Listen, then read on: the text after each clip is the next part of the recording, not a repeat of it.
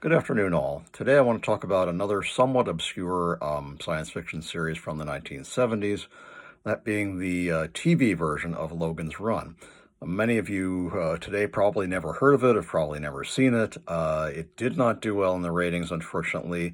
Again, not because it was bad or was badly written, but or badly acted, because it wasn't.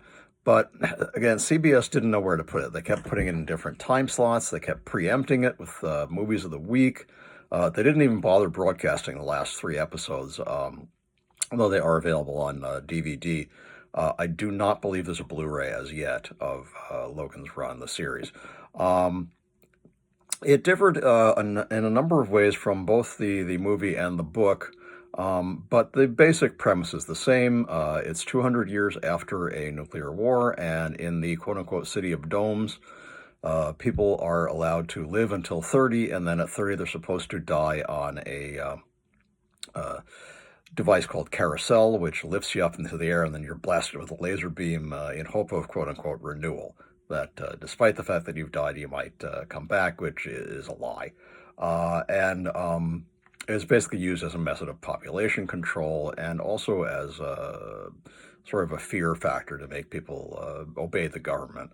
When people refuse and they don't report to Carousel on their 30th birthday, they are chased down and killed by a security force known as Sandmen, who have weapons that can either stun or kill or destroy. And Logan 5 is one of these Sandmen, and he has started to question the system. And his friend Francis 7 is a dedicated Sandman, doesn't understand these feelings that he's having, and eventually Logan meets up with a rebel known as Jessica, who is part of this group of quote-unquote runners who are trying to escape the city in hope of finding a utopia outside the city, which they call Sanctuary. Neither in the movie nor the book do they ever actually reach Sanctuary, the movie, I should say, TV series, I should say. In the book, there actually is a physical sanctuary. It's a satellite orbiting Mars called Argos, and they actually discover it. But that's quite a bit different than the ending of either the movie or the TV series. As I said, unfortunately, it was canceled after 14 episodes. It was not, at that time, I should mention, 14 episodes was considered a complete season. These days, we are used to 26 episodes or more being a complete season. But at that time, 14 episodes was the standard television season. So it's not that it was canceled before a complete episode. It only had one season, which is unfortunate because I think it had a lot of potential. There was some really good writing. There was some terrific acting. Logan 5 was played by Gregory Harrison, and Jessica 6 was played by the very beautiful Heather Menzies, whose miniskirt kept getting shorter and shorter each episode. Not that I particularly minded, because she had gorgeous legs, which I think they really kind of emphasized in the series. A little bit too much, maybe. But Francis is played by Randy Powell, and they also added a character named Rem, who appears in the first episode, who is an android played by Donald Moffat. Somebody noted, unlike Data, he wasn't annoying, and he actually had some emotions and some empathy for people, and that made him a much more interesting character. He also had a sense of humor, which I thought was good. He brought a kind of a light element, but he was also very skilled. He was very good with computers. He could fix things. He could repair himself. REM, he later explained, stood for Reflective Entity Mobile. Reflective is a made-up word, but he said it stood for self-programming and self-enhancing. So he was an android who could learn, who could advance. Unlike Data, who seemed to be kind of stuck where he was because of the way that Dr. Sung programmed him, but I won't get into that. That's not relevant. The story editor was D.C. Fontana, which was both fortunate and unfortunate. As some of you may know, D.C. Fontana was the script editor on Star Trek, and she had a tendency to rewrite people's scripts without their permission, to the point that Harlan Ellison wanted to take his name off of the episode City on the Edge of Forever and put in his pseudonym Cordwainer Bird.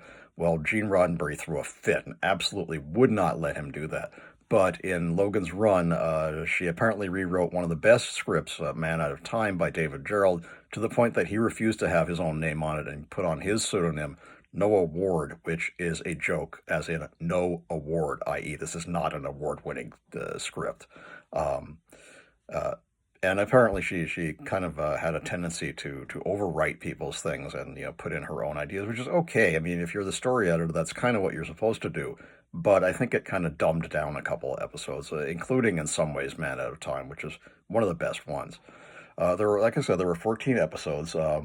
They are Logan's Run, which is the first one, The Collectors, The Capture, The Innocent, Man Out of Time, Half-Life, Crypt, which was the story was written by Harlan Ellison, and he is credited as himself on that one.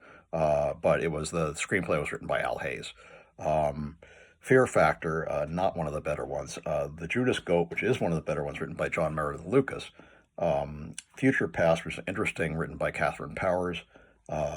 Carousel, again, one of the better episodes. Night Visitors, Turnabout, and Stargate, which was written by, of all people, Dennis O'Neil. And yes, that's the same Dennis O'Neil who, in essence, saved the Batman comic series by revamping it in the 1980s, making it back, bringing it back to its darker origins, really reinitialized Batman as the Dark Knight that we now know and love. That is all down to Dennis O'Neil as the editor of DC Comics at the time. Also vital in reviving Superman somewhat, too. Not the greatest script, though, in that particular instance. It's interesting, but a little bit silly. And I'll explain that a little bit later. I'm not going to go through each and every one of these episodes. One of the problems with the show, and I think Heather Menzies herself mentioned this, and I think she's correct, is they didn't spend enough money on the visual effects. Compared to, say, the Planet of the Apes TV series from 1974, which had $250,000 per episode, I doubt very much that they had over like $50,000 an episode in this instance. And they had to spend that on everything: makeup, clothing, wardrobe, sets, set decoration, editing, lighting, sound design. And they did a pretty good job given those constraints, but after Star Wars came out in 1977, it raised the bar to such a level for science fiction, both TV and series and movies, that it was hard for low-budget shows to be taken seriously. People wanted, big, huge spaceships and giant explosions and laser gun battles, and Logan's Run didn't have any of that. It was more intellectual, which I found more interesting. But a lot of people didn't like it. A lot of people think it's silly. I also thought that the evolving relationship between Logan and Jessica was much better done in the TV series than it was in the movie. You had more time, because it was spread out over 14 episodes, to see the development of the relationship between the two of them, which starts as adversarial and slowly starts turning into a romantic relationship. I think Heather Menzies played that particularly well. She's very sympathetic. And I liked the fact they gave her kind of a Farrah wave, which I think in some ways looked better with her face than with Farrah's. It just frames her face perfectly. And very beautiful woman. Robert Urich must have agreed with me because he married her. But some of the better episodes that I particularly liked were, as I said, the first one, Logan's Run, where it starts off as sort of a recap of the movie. Logan decides he's going to run, and he meets with Jessica, who is a member of this resistance group and wears the Ankh symbol, and she uses the Ankh to open a secret door that leads them to the outside. And it turns out that they've been lied to. The outside is not radioactive. Nobody's, it's not a wasteland. People can breathe the air. The radioactivity has died down from the nuclear war. And there are small enclaves of people, though no really huge cities. And they decide they're going to go and, look for sanctuary. They're chased by Francis Seven. They find a sort of a hover car, which I thought was kind of an interesting addition. It gave a kind of a cool technical feel to the show. The hover car is solar powered, and Logan uses his gun to blast a hole in the ceiling so that the sunlight can charge up the battery. And then they narrowly escape Francis, who's come after them by he killed a runner and stole his Ankh and figured out how to use it. And is coming after them. He barely misses them as they take off in this hover car and go off into the wilderness. He does, in fact, give chase with several other Sandmen in a different kind of a ground car. But they encounter a strange mountain city where people are very welcoming, and they welcome them in, and they give them food and drink and say, we're here to serve you. Well, it turns out that they're not what they appear to be. They're robots. And yes, they're willing to take care of them forever. They're not going to let them go. They bring them before the quote unquote the masters, who are the rulers of the city, to welcome them. And Jessica's aghast because they're all skeletons. They're all dead. They all died 200 years ago in the war. And the robots are oblivious to this fact. They finally meet up with Rem, who is a repairman, and he tells them, there is a way out of the city, uh, and I'll come with you if you want. And they say, yeah, and he takes them out. The Sandmen have tracked them down to the city and are waiting for them, and they shoot Rem. And we find out at that point, because his leg doesn't have flesh and blood, it has fiber optic cables, and he can repair himself, and we find out that he's an android. He helps them escape, and then the plot sort of takes off from there. Another great episode was called The Capture, where Logan and Francis and Jessica and Rem, too, are all captured by this kind of sick hunter played by John Bolton, and or called John Bolton. I don't remember the actor who played him.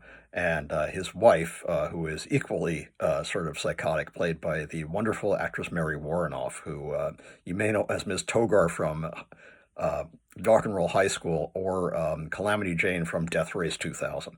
A very beautiful woman. And she comes across as really evil, which, she's a great actress. And it's basically a recap of The Most Dangerous Game. The hunter has become bored, so now he hunts humans. They've killed apparently 6 runners, but they don't find them challenging enough. Now they've got a Sandman. They figure they've got a better, chance of having an interesting hunt. It turns out to be more interesting than they would have liked, because they both end up getting killed. And ironically, it's Francis who kills the hunter. And then he, out of kind of sympathy, lets Logan and Jessica have an hour before he's going to come after them. But he does still relentlessly pursue them. Man Out of Time, which, as I said, was written by David Gerald as his pseudonym, Noah Ward, was very good. It was about a time traveler who comes up to Logan's time. He's working at something called the Sanctuary Project, which is interesting in itself. And their goal was to preserve history for the future. Well, they come up to Logan. He comes up through a time travel device to a capsule to Logan's time, and starts learning about what's going on there, and leads them to where the Sanctuary Project used to be. And it's now run by these sort of monks who have no idea basically what anything is. That they're using the computer as a altar table. They don't know what it is, but the time traveler knows, and he's trying to explain to them, you don't know what you're doing.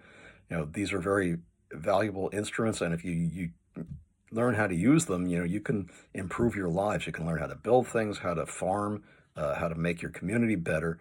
They're not really interested. They're kind of religious fanatics who think of this as a sacred area, and they arrest Logan and Rem and Jessica. And again, they have to figure out a way to escape. The time traveler helps them with that. And then he tells them that he wants the information from the computers at the Sanctuary Project to find out why the war started, what happened, what caused it. And he's going to take it back in time with him to see if he can prevent it and save 7 billion lives. Well, he does go back in time, being pursued by Logan and by Francis and some other Sandmen. And he successfully gets back in time and realizes, ironically, it was his invention of time travel that caused World War III, because the Russians thought it was a weapon, and they wanted to stop us from using it before they did too. They think we're going to go back in time, assassinate political leaders, that kind of thing, and that started World War III. So it's his fault, basically, and there's nothing he can do about it. He sends them a final message by sending a tape recorder back up to their future, their present, his future. And he tells them, it was my fault, and there's nothing I can do about it. But I want to thank you for, letting me know that things may not work out the way we wanted, but there's still hope. And I still encourage you to go find Sanctuary. And I thought that was very good, a very well written episode. Another good episode was Well, one that actually I didn't really like that much, but it had a few good things, and it was called Half-Life. And it's basically the Star Trek episode The Enemy Within rewritten for Logan's run. They run across another city where there's a society of people who are quote unquote positives. And they're all very nice and gentle and kind, but there's also these people they call the outsiders, who are outcasts, rather, who are mutants and they're horrible and mean and warlike and vicious. It turns out that there's a reason for this, and it's revealed when they take them into the city and they split Jessica with this machine into her positive and negative halves. They only let people who are positive live in the city. Everybody else is an outcast and literally thrown out and made to live on their own. And now there's sort of a good Jessica and an evil Jessica, and the evil Jessica wants to kill a good Jessica, and it gets a little ridiculous and silly. Like the Star Trek episode, they are united back again at the end and realize, that everybody has a good and a bad side, and they need to live together, and the leaders promise that the head leader is killed, and the subaltern says, we're going to put everybody back together, and we're going to destroy the machine. So it can't happen anymore. Again, not a great episode, but an interesting idea if somewhat reused. Crypt, as I said, was a good episode conceived by Harlan Ellison, written by Al Hayes. And it's about, they discover a vault under a city. And inside the vault are 6 brilliant scientists who were preserved in cryonic suspension in hopes that they would be able to help future society, but they contracted a deadly plague before they were cryonically frozen in hopes that a cure would be found. Well, the hologram tells them that a cure was found, and but it was too late. The war had happened, and they had lost the technology to open the vault. They don't remember how to do it anymore, and though they had the cure, they couldn't cure the scientists. So there's this cure that's lying there in a case, and they say they hope that the future people will be advanced enough to go down into the vault and bring them back, because they can help people, because they were all brilliant people and they're scientists in their field. Logan, Jessica, and Rem discover this, and Rem knows a way to get through the vault lock, and he does. But while they're going down to the vault, there's an earthquake, and they're all knocked over, and the ceiling collapses on them, and one of the vials of the plague cure is destroyed. So now there is only enough cure for 3 of the scientists.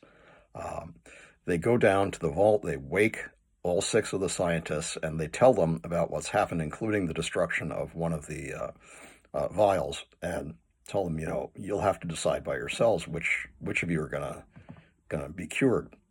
We can't do it. We can't do it for you. We don't know who you are or what your advantages are.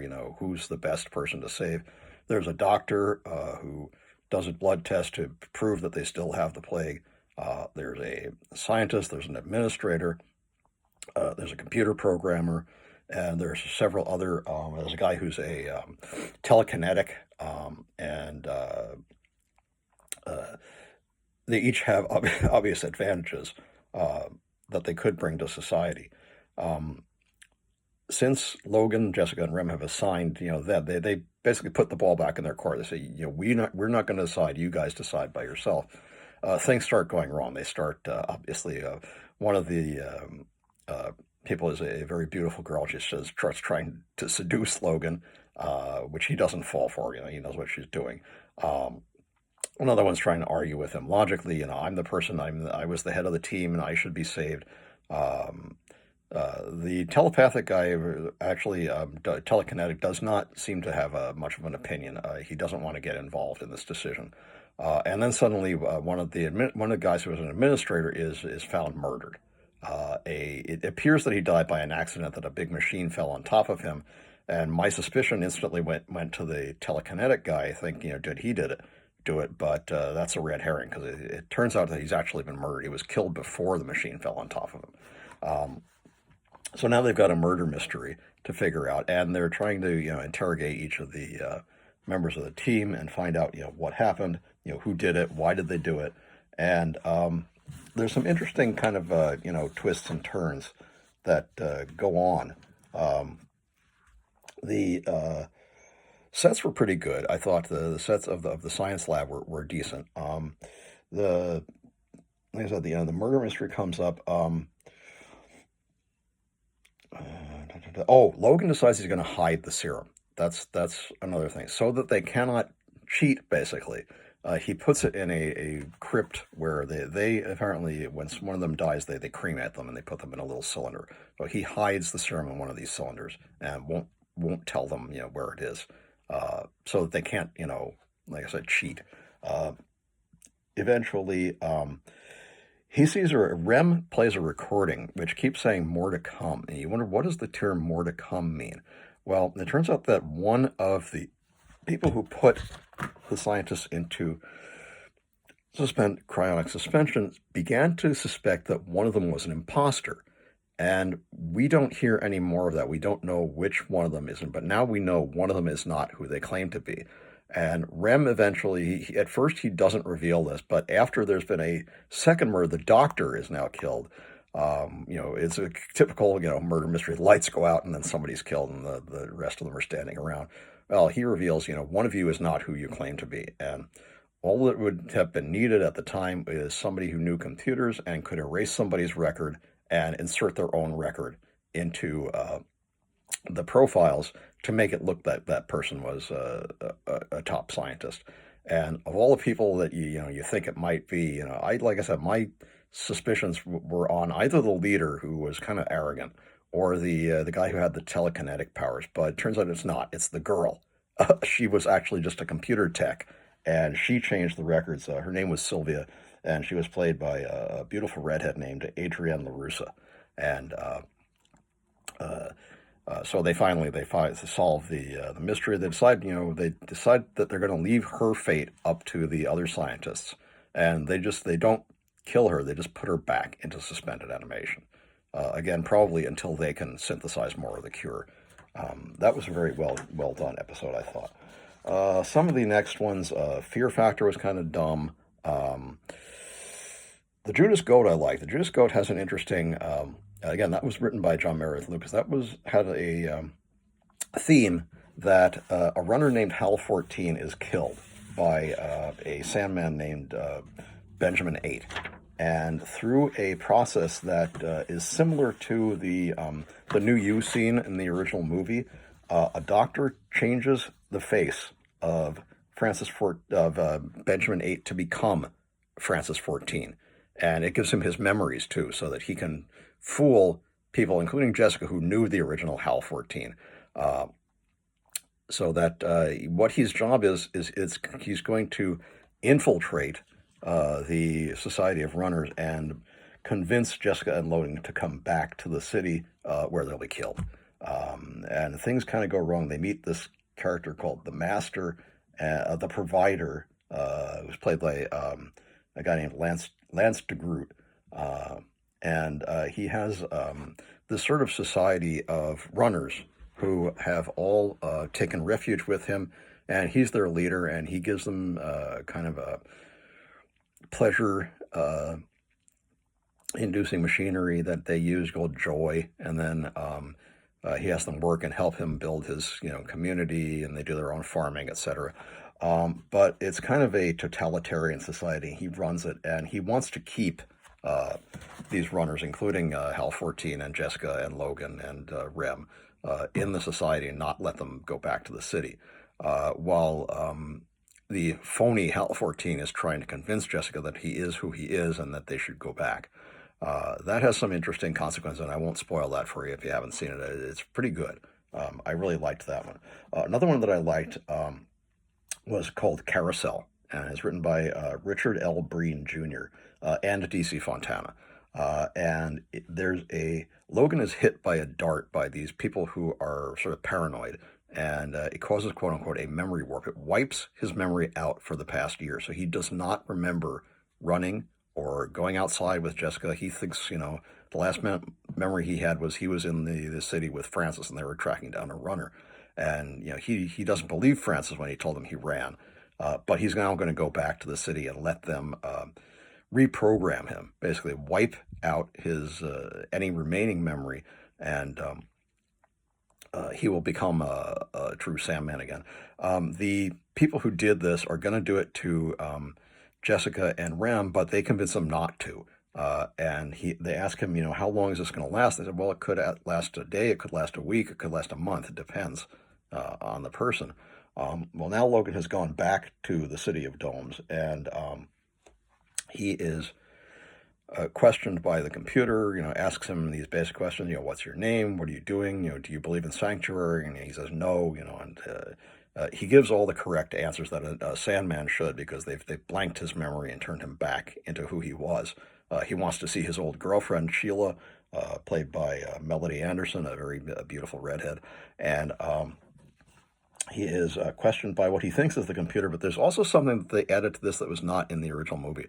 There's a council of elders who are all over 30, and they have promised Francis that if he brings Logan back and has him testify before Carousel that there's no such place as sanctuary, and that runners are, running in vain, and that it's dangerous outside and they'll all die, they'll believe him, because he ran. He was a Sandman. He experienced what they haven't, and that'll stop any rebellion. So Francis has agreed to do this. He doesn't tell Logan about these elders. The chief elder is played by a guy named Morgan, and he's played by an actor named Morgan Woodward, who I believe was actually in a Star Trek episode as well, but I don't remember which one. I think he was the crazy man in the episode with Nick Adams about the Tantalus field, but I'm not sure. The neural neutralizer, rather. Dagger of the Mind was that episode. Some of the music in the series was good. The opening theme was terrible, and I really hated it. It was just like pew pew pew. I thought that was kind of dumb, but the graphics were okay. The main music was done by a guy named Lawrence Rosenthal. Also, some incidental music was done by Bruce Broughton, Gerald Imrill, and Jeff Alexander. They also used cues from the movie throughout the series, and they reused shots from the movie also of the city, principally. I think in the arcade scenes in Carousel, they used the Glendale Galleria as arcade rather than that mall in Texas that they used for the movie. One thing I thought interesting is that there is no mention of life clock, and you do not ever see the life clock crystals in anyone's hand. That may be, again, for budgetary reasons. Some of the special effects were changed. The carousel effect was changed. I didn't really like what they did. I liked the original movie when they show you the people being hit by the laser and they basically burn up. They made it kind of pixelated in the movie and the TV series. I didn't really like that, and it worked that well. Like I said, as Heather Menzies herself said, she said they didn't spend enough money on the visual effects, and that was one thing that led to the early cancellation. I don't know if that's necessarily true. I think it was more a matter of the fact that CBS kept changing the scheduling. It actually did apparently do fairly well in the early ratings. So I think that's a bit of a myth about it, not doing well. I think it was doing well. They just kind of screwed with it too much. I think, again, there were some good episodes. There's an episode where called the episode Future Past, written by Catherine Powers, about this kind of a dream institute. And although it's, again, kind of a silly episode, there's a very good performance by, why is my memory's going blank here? It's Marion Hartley, plays another android who Rem starts to kind of fall for in sort of a way. They make it evident that Rem does not have the same emotions as human beings, but he does have some sense of being human. He begins to feel that he enjoys, looking at this android Ariana's face, and that he's somewhat smitten with her in a way, in his own way. And when she's injured, he by a Sandman, he repairs her. The final episode was called Stargate, and as I said, that's the one that was written by Dennis O'Neil. It's interesting in that it's about aliens, but the aliens look like us, but they explain that. They actually don't. What they have done, according to this one survivor, who was an old man named Timon, played by Eddie Firestone, a very good actor, they came to Earth in a spaceship which crashed, and they were these horrible, kind of long, tall beings that had almost no form, and they learned to take people, they would kill people and take over their bodies with a replica. But the replica was just a quote unquote a hollow shell. They're building something in this alien city, and they need Rem basically to complete. They need his body parts because they discover quickly that he's an android, and they're going to use him to help them finish. They tell him that it's a transmitter, but it's not. It's actually a matter transporter. And what they're going to do is they're going to transport their own race to Earth, and they're going to kill human beings. And the one difference is that their planet is actually apparently much hotter than Earth, and they can't stand cold. Jessica and Logan run into one of these beings out in the desert, and he says, I'm freezing, you got to get me back to home. And they take him to this sort of city in the desert. That set was very cool. I liked that set that they did for that city. There are also a few mutants that live someplace called the Fen. These people drug Logan and Jessica, and they start asking him questions, and they're going to put him in prison, and they really have no further use for them except that they're going to use their bodies as shells for a couple more aliens. And Timon helps them out and helps them destroy the duplicates that they're making and to escape. And also, Rem builds a device using his own body parts to jam the matter transmitter, and they activate it at the last possible moment. They do something very clever. They because these creatures can't stand cold, but they have the city needs a ventilation system to keep the computers running, and it uses liquid oxygen. Well, Timon knows where the liquid oxygen cylinders are. They take them. Rem locks the door to the workroom where they're building the matter transmitter and locks them in. And Jessica and Timon pipe in the liquid oxygen through the vents in the ceiling, and they all freeze to death, which I thought was really good, really interesting. Well, didn't die. They're not dead. They freeze. They do eventually wake up, and Logan says, at the end, well, maybe now that they realize they're stuck on Earth, they blow up the matter transmitter with Rem's device. Now they're stuck on Earth, and he says, well, maybe now that they're trapped here, they'll learn to live and get along with people, which is rather optimistic, but I thought was interesting. Again, really good acting by Gregory Harrison, great acting by Heather Menzies and Donald Moffat as Rem. Randy Powers was a little bit wooden as Francis, but again, he's kind of a wooden character, so you sort of expect it. He was only in 6 episodes, by the way, of the 14, probably because of budgetary and time constraints. A good series. I rewatched them all on archive.org in a not very good transfer, but still watchable. And if you haven't seen the series, I really like it. I think you will enjoy it.